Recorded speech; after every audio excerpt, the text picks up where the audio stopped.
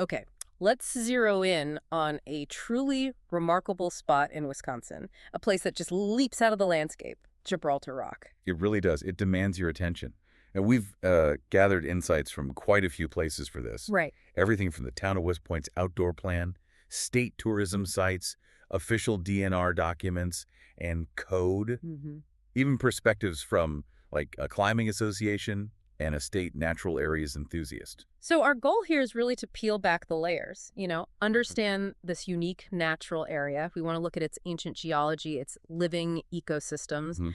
how people use it today, and also maybe peek into the planning that's shaping its future. Let's start with the star itself, the rock formation. Gibraltar Rock is just this dramatic physical feature. It's a sheer cliff rising, what, about 200 feet? Yeah, straight up from the land around it. And you Exactly. look at it and it's clearly different. It's a classic flat-topped butte. It is, and it's an outlier. That means it's like a piece of a bigger geological formation, Yeah. the Magnesian escarpment, that somehow got left behind. Uh, Yeah, as the softer rock around it eroded away.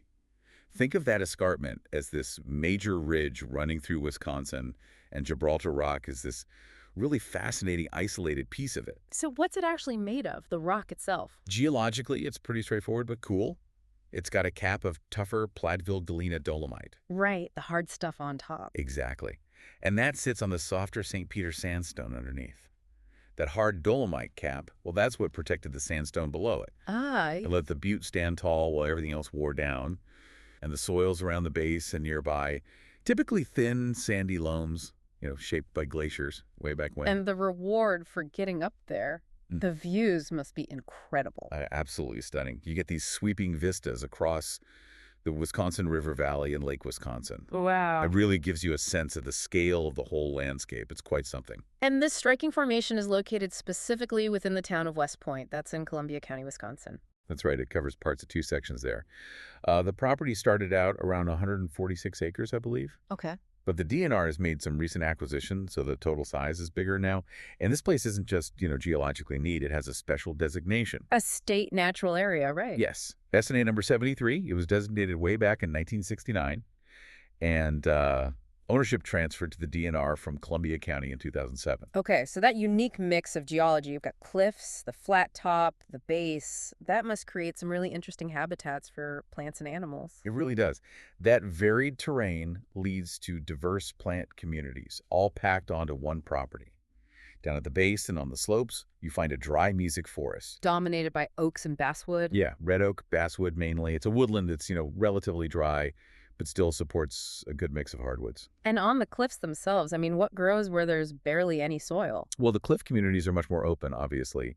They're home to species specifically adapted to those rocky, exposed faces. Like what? You'll find various ferns, delicate pale cordalis, columbine, with its distinctive flowers, and cliff goldenrod, too. Stuff that can cling on. Okay, and then what about way up on that flat bluff top? Up there, red cedar's pretty common. Hmm. But the real story is the understory. It transitions into a dry prairie. Prairie. Yeah, but this isn't your typical, lush, tallgrass prairie. It's adapted to thin, dry soils. So you find classic prairie grasses like big and little blue stem, side oats, grama, Mm. prairie drop seed, and wildflowers that really thrive in those conditions. Things like pasque flower, prairie smoke, lead plant, bergamot, world milkweed. Lots of goldenrods and asters, too. And down at the very base, the town plan mentions something else significant. A bog. Yes, a large leatherleaf bog. Hmm. The town plan actually suggests this bog might be a relic, kind of left over from cooler climate conditions during the last glacial period. Interesting. It's also important because it functions as a groundwater discharge area, so it's a crucial water source and habitat for wildlife right there, like a little piece of the Ice Age still hanging around. And tying the geology back to wildlife again. It's a key spot for migrating birds, isn't it? Raptors especially. Exactly. Migrating raptors, they use the thermals, those rising columns of warm air. Oh, They yeah. form off the heated face of the cliff. It's like a natural updraft highway for them during migration. So if you want to experience this place firsthand, what do you need to know about visiting? It's DNR-owned state natural area land, so it's generally open to the public. It is, yeah. But there are specific rules, of course, designed to protect those sensitive natural features. Sure. You can visit daily, 6 a.m. to 8 p.m. And you do need a state park sticker if you want to park in the designated lot there. Right. And there's a list of things you can generally do on DNR-owned SNAs, which applies here too. That's correct. Things like hiking, fishing, cross-country skiing, hunting and trapping are generally allowed. Scientific research too, but you need a permit for that. Outdoor education, foraging for wild edibles. Yep. Wild edibles, pets, though there are rules for pets and just wildlife viewing, all generally okay. But then there's the flip side, activities that are restricted to protect the site. Exactly. And that list is important. Things like camping and campfires are definitely out. No campfires. No.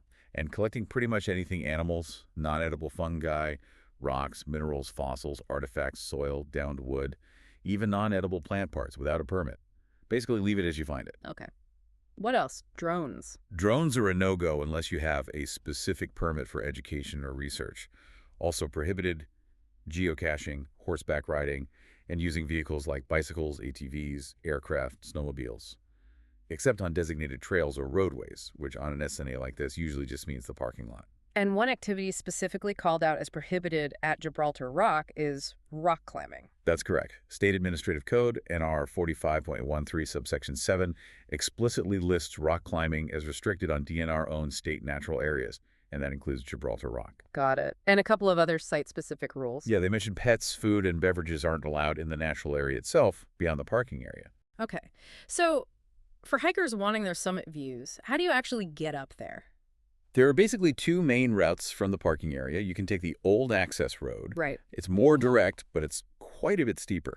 It actually has this unmaintained asphalt surface, which sounds weird, but it makes for a relatively clear, though definitely strenuous climb. Or the other option involves a really famous trail, Yes, you can take a segment of the Ice Age Trail. which offers a gentler climb. A shallower grade, exactly. So it's a bit easier on the legs, perhaps, but it's a longer route to reach the top. Travel Wisconsin describes the overall hike as moderately steep, Okay. and depending on the loops you take, it could add up to maybe 4.5 miles total. Hmm. But you can absolutely do shorter segments, too. And the Ice Age Trail itself is kind of a big deal, isn't it? A national scenic trail, all within Wisconsin. It's a huge feature, a remarkable resource. It traces the edge of the last continental glacier, linking significant glacial features in natural areas right across the state. So its presence at Gibraltar Rock is really key, not just for hiking, but for conservation, creating that protected corridor. And that leads us neatly into the future of the site. There are active planning efforts happening for Gibraltar Rock. Yes, the DNR is working on a master plan, especially since those recent land acquisitions. And several groups are involved in giving input. Like who? Groups like the Ice Age Park and Trail Foundation, naturally, also the town of West Point itself, and the Friends of Scenic Lodi Valley. And the town and the DNR, they've agreed on some important long-term goals for the area. Yeah, the big ones seem to revolve around connectivity, using that Ice Age Trail corridor to link Gibraltar Rock with other significant natural areas nearby. Specifically Lodi Marsh. Lodi Marsh, yes, and also the area down near the Merrimack Ferry. They're also considering potential property expansion, but only if adjacent lands really support those long-term corridor goals. And those recent land buys, the DNR made the former Richmond Memorial Park, other adjacent properties. The sources say the main justification was creating more state Ice Age trail area. Exactly. That CIATA designation state Ice Age Trail area means the land is specifically bought and managed by the state to support that trail corridor. Okay. It allows for trail development and, compatible conservation uses. The town plan also really highlights the importance of acquiring that leatherleaf bog and the uplands around it. Right, the relic bog. Yeah. The town plan recommends they partner up with the DNR to ensure its long-term preservation and management. It sounds like the town wants to be a very active participant in that whole process. Looking further ahead, what kind of uses might be planned? Well, the long-term plans could potentially include passive recreation, things like hunting, hiking, general day use, maybe even camping eventually, but all managed alongside vegetation restoration, consistent with how state natural areas are typically run. And from the town's viewpoint, this trail corridor isn't just about having nice walks. No, they see it quite differently. They view developing this corridor as creating substantial recreational opportunities, sure, but also contributing to nature-based economic development in their area. Okay, now, there's one area of use that has A bit of a history and involves some differing perspectives. That's rock climbing. Right. Gibraltar Rock actually was a known climbing destination. It started back in the 1960s, apparently. Oh, that far back. Yeah. And it offered both sport and traditional or trad climbs for about 40 years. And then, as we mentioned, climbing was banned. Yes.